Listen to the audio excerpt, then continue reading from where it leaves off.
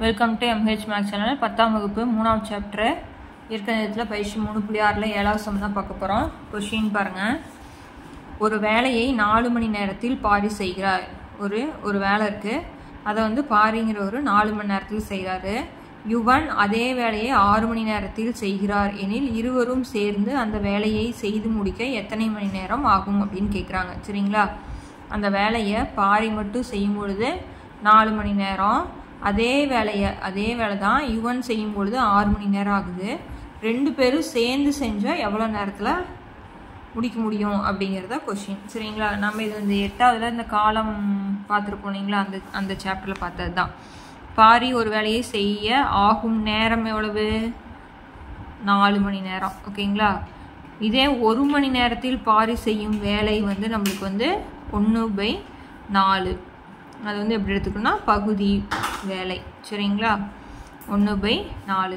யுவன் ஒரு வேலையை செய்ய ஆகும் நேரம் எவ்வளோன்னு தெரியும் நம்மளுக்கு? 6 மணி நேரம். 1 மணி நேரத்தில் யுவன் செய்யும் வேலைன்னா நம்மளுக்கு 1/6 பகுதி வேலை. ஓகேங்களா? அப்போனா இருவரும் 1 மணி நேரத்தில் செய்யும் வேலைன்னா 2ஐயும் நம்ம என்ன பண்ணுறோம்? கூட்டுறோம். இப்போ கூட்டும் பொழுது நம்ம பகுதி 2 ஒரே மாதிரி இருக்கணும் இல்லைங்களா? அப்படின்னா பெருகிக்கலாமா? 4 6 24. இங்கே 6ஆல் பெருக்கும்போது இங்கே 6 இங்கே 4, அப்படின்னா 10/24. இப்போ இது 2ஆல் அடித்தோம்னா என்ன வரும்? 5 இங்கே 12, அப்படின்னா 5/12 பகுதி வேலை. 2 பேரும் சேர்ந்து 5/12. ஓகேங்களா? பகுதி வேலை. ஆனால் நம்ம நேரத்துக்கு மாற்றணும் இல்லைங்களா? அப்படின்னா இருவரும்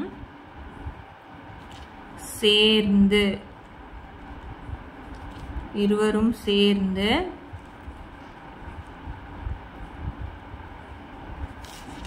அந்த வேலையை செய்து முடிக்க ஆகும் நேரம். ஓகேங்களா? இது எப்படி எழுதலாம்? 1/5/12 அப்படின்னு மாற்றுவோம் இல்லைங்களா? மேலே இருக்கிற மாதிரி தான், வேறு எதுவும் கிடையாது. இது நம்மளுக்கு மணி. இப்போ நம்ம கீழே இருக்கக்கூடியது வகுத்துருந்தால் நம்ம மேலே போனால் பெருக்கல மாதிரி இருக்குமா? அப்படின்னா 12/5. இப்போ 12 5ஆல் வகுக்கிறோம். 12 5ஆல் வகுக்கிறோம். 2 5 10, மீதி 2 புள்ளி வச்சு 0 சேர்த்துனா 4, அப்படின்னா 2.4 மணி நேரம். இந்த 4 நம்ம நிமிடமாக மாற்றுறோம் அப்படிங்கிறதுனால இந்த புள்ளி 4 எதால் பெருக்கிறேன்னா 60 நிமிடத்தில் பெருக்கிறேன். அப்படின்னா 6 4 24, ஒரு 0 சேர்த்திக்கிறேன். ஓகேங்களா? கடைசியிலேருந்து ஒரு ஸ்தானம் புள்ளி இருக்கா? அப்படின்னா 2 மணி 24 நிமிடம் அப்படின்னு எழுதிக்கிறோம். ஓகேங்களா? அவ்வளோதான் சம்மு. அப்படின்னா 2 பேரும் சேர்ந்து அந்த வேலையை எவ்வளோ நேரத்தில் முடிப்பாங்கன்னா 2 மணி 24 நிமிஷத்தில் அந்த வேலையை முடிச்சிருவாங்க அப்படிங்கிறது தான் ஆன்சர். ஓகேங்களா? அடுத்த கொஷின் பார்க்கலாம். கொஷின் பாருங்கள். இனியா 50 கிலோகிராம், 50 கிலோ எடையுள்ள ஆப்பிள்கள் மற்றும் வாழைப்பழங்கள் வாங்கினார். 1 கிலோகிராமுக்கு ஆப்பிளின் விலை வாழைப்பழங்களின் விலையை போல் 2 மடங்கு ஆகும். வாங்கப்பட்ட ஆப்பிளின் விலை 1800 மற்றும் வாழைப்பழங்களின் விலை 600 எனில் இனியா வாங்கிய 2 வகை பழங்களின் எடையை கிலோகிராமில் காண்க. சரிங்களா? மொத்தமாக ஆப்பிளும் வாழைப்பழமும் சேர்ந்து 50 கிலோ வாங்குறாங்க. ஓகேங்களா? இதில் 1 கிலோகிராம் ஆப்பிளின் விலை தான் வாழைப்பழத்தை விட 2 மடங்கு. அதுதான் கொடுத்துட்டாங்க. ஆப்பிளோட விலை 1800, வாழைப்பழத்தோட விலை 600. ஓகேங்களா?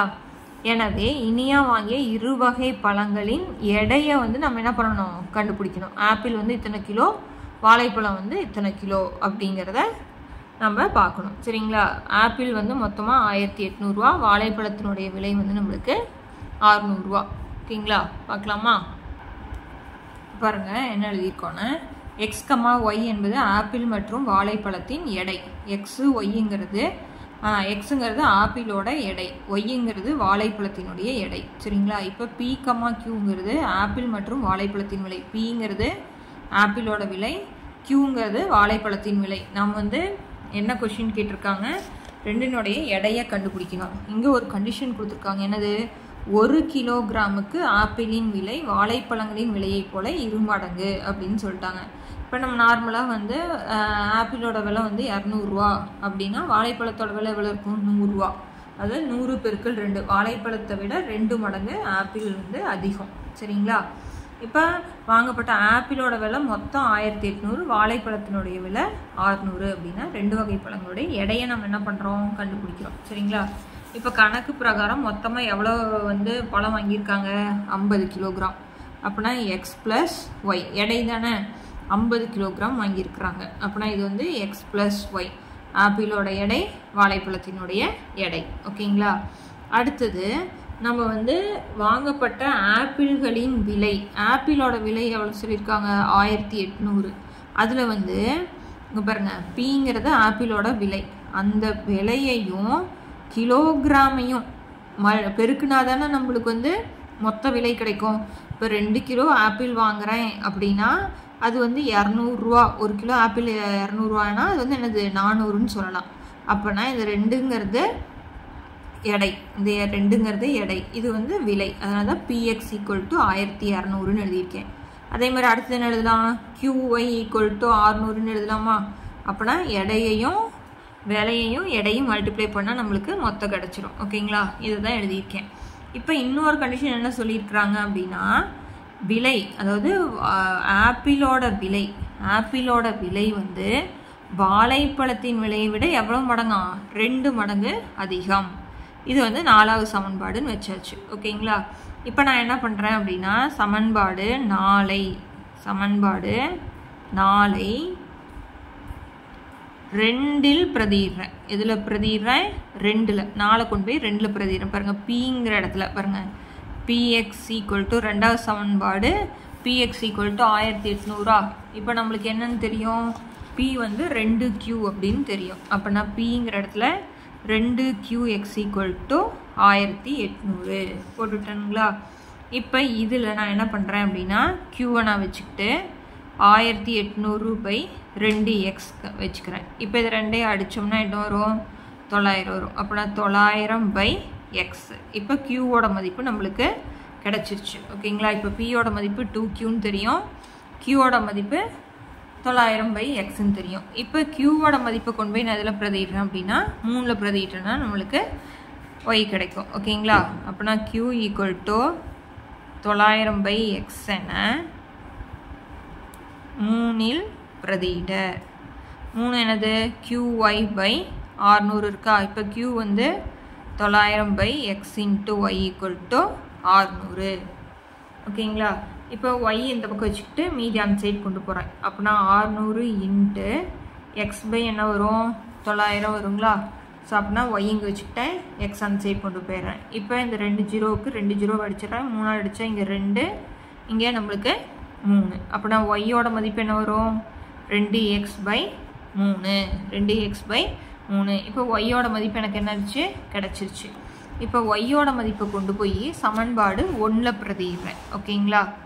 y சமம் 2x/3. 2x/3 என சமன்பாடு 1ல் பிரதியிட. சமன்பாடு 1 தெரியும், x + y = 500. அப்படின்னா எக்ஸ் போட்டேன், ஒய்ங்கிற இடத்துல 2x/3 500. இப்போ இங்கே கீழே 1 இருக்கிறதா அர்த்தமா? அப்படின்னா 3ஆல் மாற்றுவீங்களா? அதனால் 3ஆல் பெருக்குவோமா? அப்படின்னா 3x + 2x/3 = 500. இப்போ இது அந்த சைடு போயிடும், இது கூட்டிக்கிறோம். அப்படின்னா 5x = 3 பெருக்கணும்னா 500 × 3. அப்படின்னா 5x = நம்மளுக்கு என்ன வரும்? 1500. x = 1500/5 வகுத்து போட்டோம்னா நம்மளுக்கு பாருங்கள், xy/50 இல்லை, தப்பாக போட்டுட்ருக்கேன். அப்படின்னா நம்மளுக்கு 30. 5ஆல் அடித்தோம்னா 3 5 10, இங்கே ஒரு 0. அப்படின்னா எக்ஸ் வந்து நம்மளுக்கு 30. எக்ஸ் வந்து நம்ம என்ன வச்சுருக்கோம்? நம்ம ஆப்பிளோட விலை தானே கண்டுபிடிக்கணும். அப்படின்னா x = 30 கண்டுபிடிச்சாச்சு. இப்போ நம்மளுக்கு தெரியும் x + y = 50ன்னு. எக்ஸ் வந்து 30, y = 50. அப்படின்னா y = 50 - 30. அப்படின்னா y = 20. அப்படின்னா எக்ஸ் வந்து ஆப்பிளின் எடை. ஆப்பிளின் எடை எவ்வளவு? 30 கிலோகிராம். அடுத்தது வாழைப்பழத்தின் எடை. வாழைப்பழம் தான் ஒய், அதனால் 20 கிலோகிராம். ஓகேங்களா? ரெண்டையும் கூட்டினா 50 வருது இல்லையா? அவ்வளோதான். கொஞ்சம் ஒரு தடவைக்கு 2 தடவை பார்த்தீங்கன்னா ஈஸியாக புரிஞ்சிடும். இப்போ நம்ம எக்ஸ் ப்ளஸ் ஒய் வந்து 50ன்னு வச்சுக்கிட்டோம். இப்போ வந்து விலையும் எடையும் பெருக்குனா தான் நம்மளுக்கு மொத்த அமௌண்ட்டு கிடைக்கும் இல்லைங்களா? அதனால இந்த கண்டிஷன் வச்சாச்சு. இப்போ இந்த 4 கொண்டு போய் நான் இதில் பிரதிடுறேன், 2ல் பிரதிடுறேன். 2ல் பிரதிட்டு நான் வந்து Q மதிப்பை கண்டுபிடிக்கிறேன். Q மதிப்பை கொண்டு போய் நான் இதில் பிரதிடுறேன், 3ல் பிரதிட்டு ஒய்யோட மதிப்பை கண்டுபிடிக்கிறேன். ஒய்யோட மதிப்பை கொண்டு போய் சமன்பாடில் 1ல் பிரதிட்டு எக்ஸ் கண்டுபிடிச்சாச்சு. அடுத்தது எக்ஸ் ப்ளஸ் ஒய்யில் கொண்டு போய் எக்ஸோட மதிப்பை போட்டு எக்ஸ் ஒய் நம்ம கண்டுபிடிச்சாச்சு. ஓகேங்களா? இந்த 0 மட்டும் அடிச்சிருக்கேன், அதை மட்டும் கொஞ்சம் தெளிவாக பார்த்துக்கோங்க. சாரி. ஓகேங்களா? ஸோ இந்த சம்மோட இந்த பயிற்சி முடியுது. அடுத்தடுத்த சம் பார்க்கணுன்னா சேனலை சப்ஸ்கிரைப் பண்ணிக்கோங்க. தேங்க்யூ.